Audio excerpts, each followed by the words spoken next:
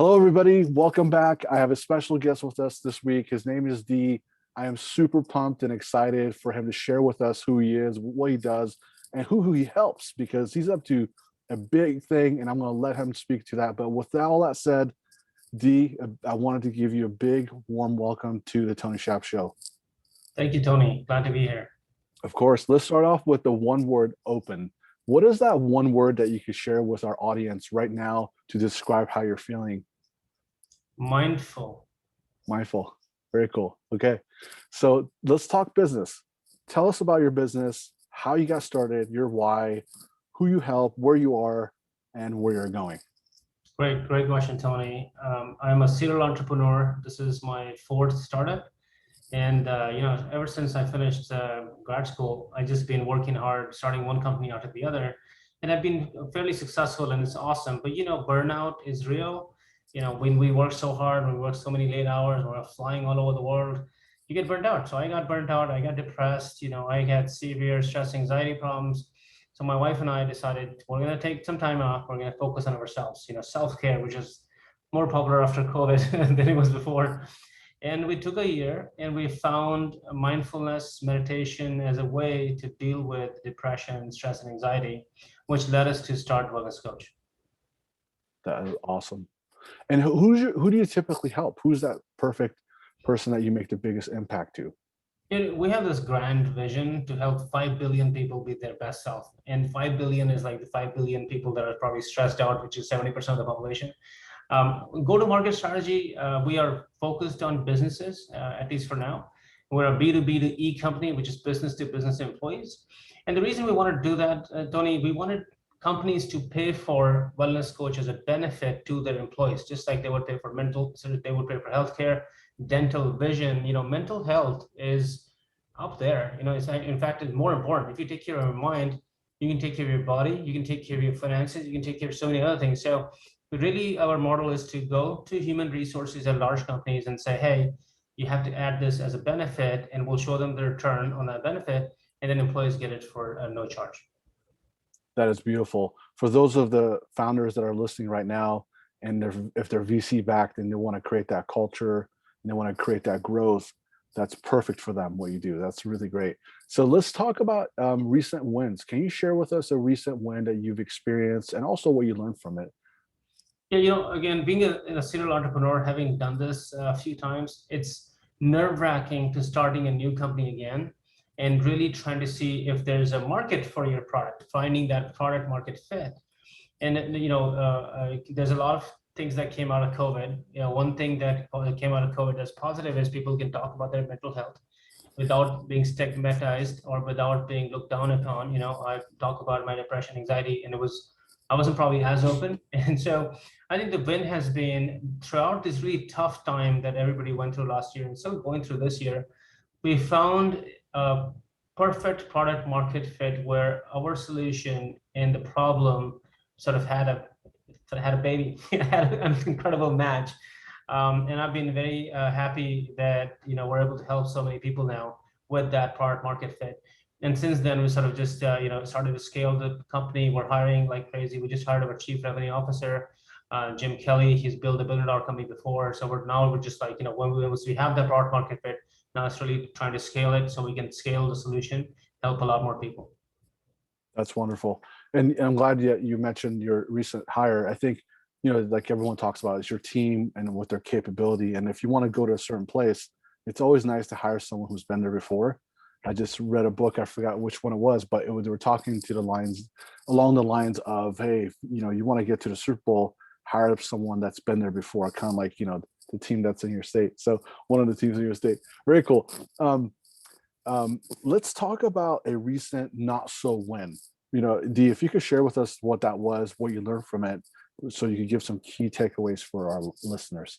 Yeah, I think there's two on that, and there's so many mistakes I make all the time. We spend an hour talking about not so wins, but I'll focus on two. The first one is actually exactly the opposite of what I did. So I just hired somebody very, very experienced that has built a company before and has built the revenue from 0 to 50 million. And before that, I hired a lot of first timers in the same company and hoped that they could learn the ropes of building a company and had expectations that were not right. And actually, it wasn't their fault. It was my fault. There's a saying that doubt kills more companies than failure. I was doubting my own capability to hire the best talent, so I kept hiring people that weren't the best and I was more comfortable with. So it was like my own insecurities were making us fail. And it took me a little bit to realize that. And I think a lot of folks who are actually going through mental health issues, we have a tendency to question everything. We have a tendency to make the bad really bad. Like if just like a little bit things happen with the world is falling apart, exaggerate the bad. And I'm glad to say that I'm not dealing with that anymore. But the early part of the company, there was a lot of that self-doubt that led to some bad decisions. Very interesting. I know that's very personal, and thanks for sharing that with us.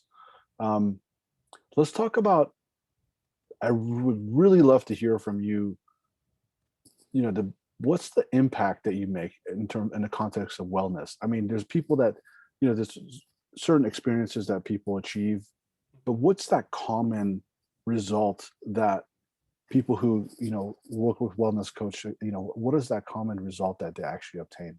Yeah, and I'll answer it in a couple ways. Like in all my companies, Tony, I've started so far, the biggest thing is having a feedback loop. So you create a product, you launch it, your Salesforce sells it, and then your customers are excited by it and they give you that feedback, like how amazed we are with this.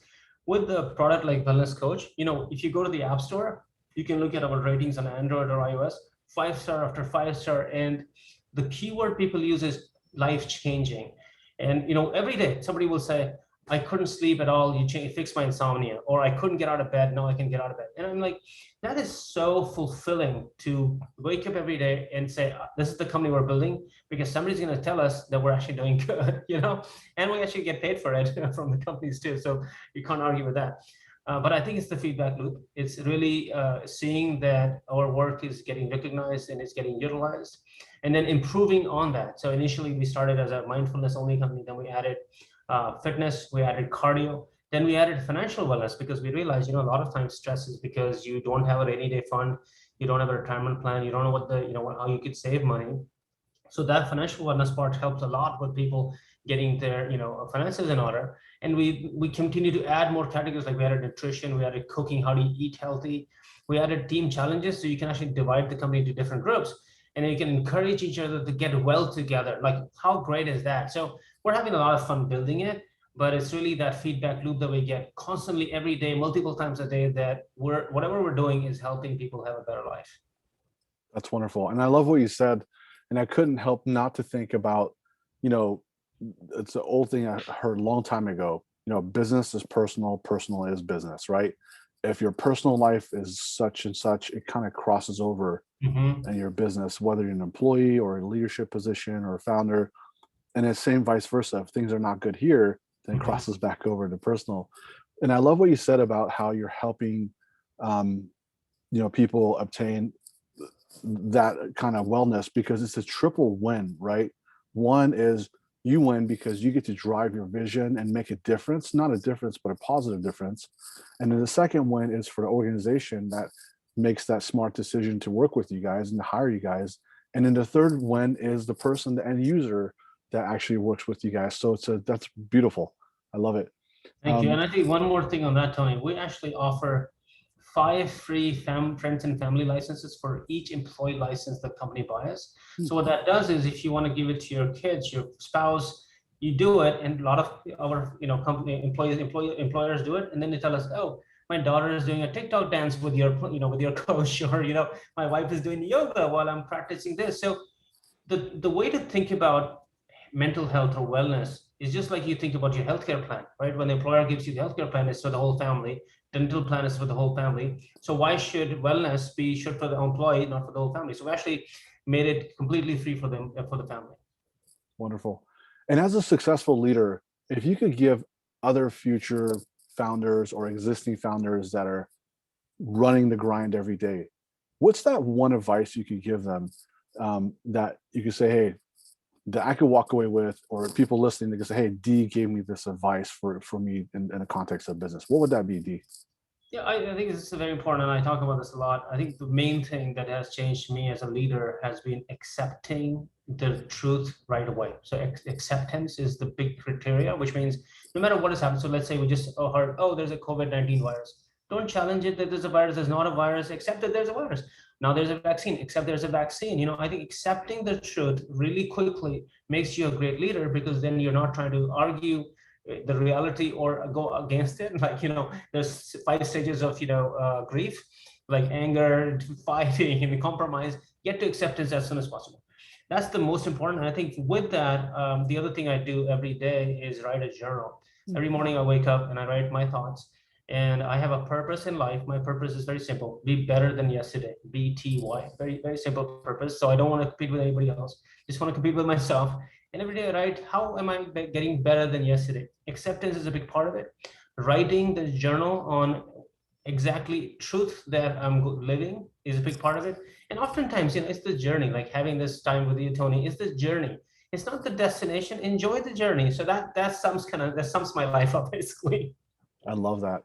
And better than yesterday. That's a really good one. I've never heard that before. I'm going to start using that too. I'm going to give you credit for it as well. That's really cool. So, our show is sponsored by my company, which we do credit card payments. So I have a simple business related question that I ask a lot of people. Could your business survive without accepting credit card payments? Would you be able to survive if you did not I accept don't think payments? so. Yeah, not in this economy or not in this day and age.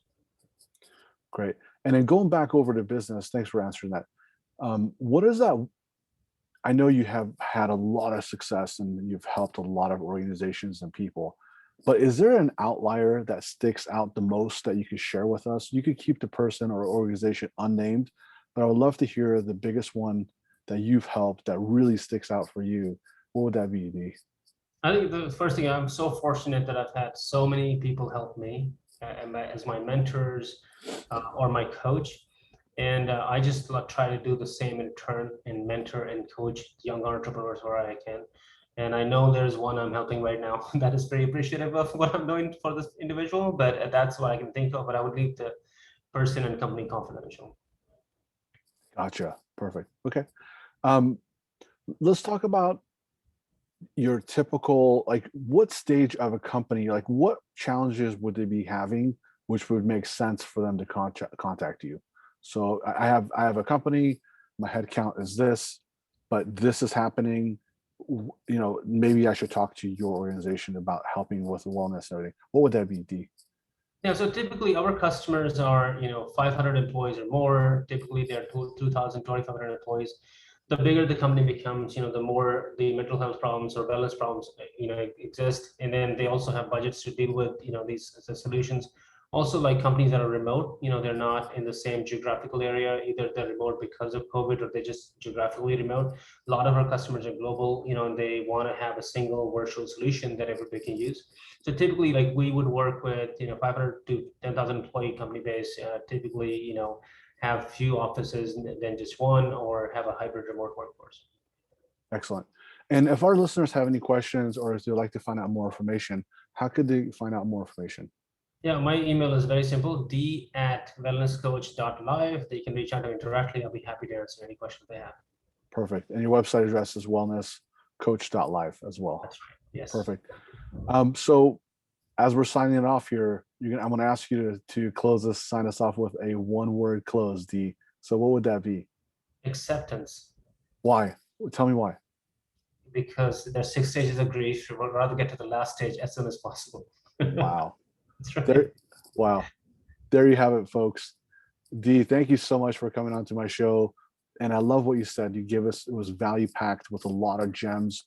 And I love the better than tomorrow. That was really great. And if you could just do 1%, a single digit 1% better than be better tomorrow, that's really wonderful. So I can't wait to have you back on here again. And thanks again. And I think you're going to make a lot of difference to a lot of people, like you have been. So good luck with your grand vision. Appreciate it, Tony. Thank you so much. Thanks for having me.